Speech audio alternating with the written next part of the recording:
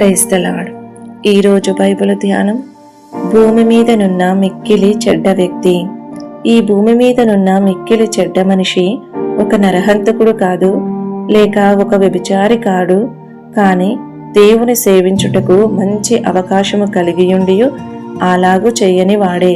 అటువంటి వ్యక్తులలో ఒకడే ఇస్కరియోతు యూదా.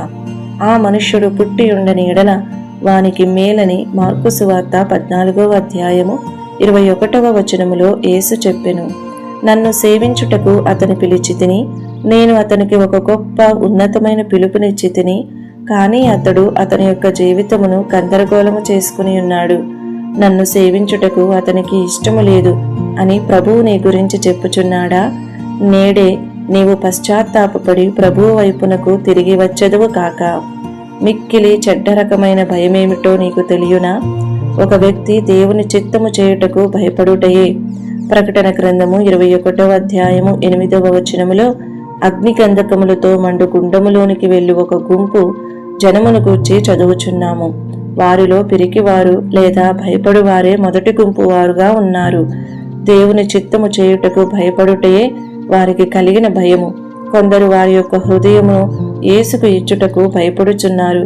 కొందరికి నీటి బాప్తిస్మము గురించి తెలిసినప్పటికీ దానికి లోబడుటకు భయపడుచున్నారు. కొందరు ఆయనకు సేవ చేయుటకు స్పష్టమైన దేవుని పిలుపు కలిగి ఉన్నను తమలో ఉన్న భయము నిమిత్తము సందేహించెదరు. చివరి వరకు నేను సేవలో నిలవగలనా అని ప్రశ్నించెదరు. ఇది నా ఎడల దేవుని చిత్తమని నాకు తెలియను, కానీ దానిలో ఇమిడియున్న శ్రమలకు భయపడుచున్నాను అని వారు చెప్పుచున్నారు. ప్రియమైన దేవుని బిడ్డ, మీ నాన్నకే ఈ ప్రపంచమంతటిలో ఒక పెద్ద కంపెనీ ఉన్నదని ఊహించుకొనిదము. ఆయన నిన్ను నీ యొక్క ఉద్యోగము విడిచిపెట్టి వచ్చి తన కంపెనీలో పనిచేయవలసినదిగా పిలుపునిచ్చినప్పుడు నీ పాత ఉద్యోగమునకు రాజీనామా ఇచ్చి ఆ కంపెనీలో చేరుటకు నీవు సందేహించెదవా? నా స్నేహితులను తప్పక సంప్రదించవలసి ఉన్నదని చెప్పుదువా? నీ తండ్రి నిన్ను అకస్మాత్తుగా కాల్చివేయునని భయపడుదువా? దేవుని బిడ్డ, యేసు కంటే శ్రేష్టమైన యజమానుని నీవు కనుగొనలేవు. ఆయన కనికరము గలవారు, మంచివారు, దయాదాక్షిణ్యపూర్ణుడు మరియు జాలి గలవారు. కనుక ఆయనకు సేవ చేయుటకు దేవుడు నీకు పిలుపునిచ్చిన ఎడల దానిని జారవిడవకము. ప్రభువు లోతునకు నడిపించుమని నీతో చెప్పినప్పుడు, లేక అరణ్యములోనికి ఒంటరిగా వెళ్ళుదము రమ్ము అని చెప్పినప్పుడు వెనుకాడకము. ఆ ఉన్నత జీవితము చేయుటకు ఆయనే కృపననుగ్రహించును. నీ యొక్క పరలోకపు తండ్రి తన యొక్క గుప్పెటలో నిన్ను పట్టుకుని ఉన్నారు.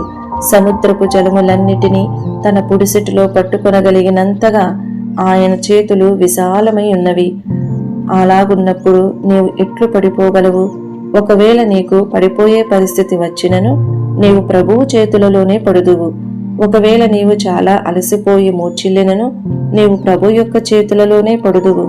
నీవు నిజముగా పడిపోవుటకు ఒకే మార్గము, అది నీవు దేవుని విడిచి దూరముగా పారిపోవునప్పుడే.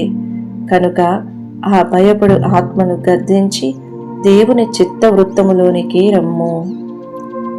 ఈ వీడియో యొక్క పూర్తి స్క్రిప్ట్ కావాలంటే దయచేసి డిస్క్రిప్షన్లో చూడండి.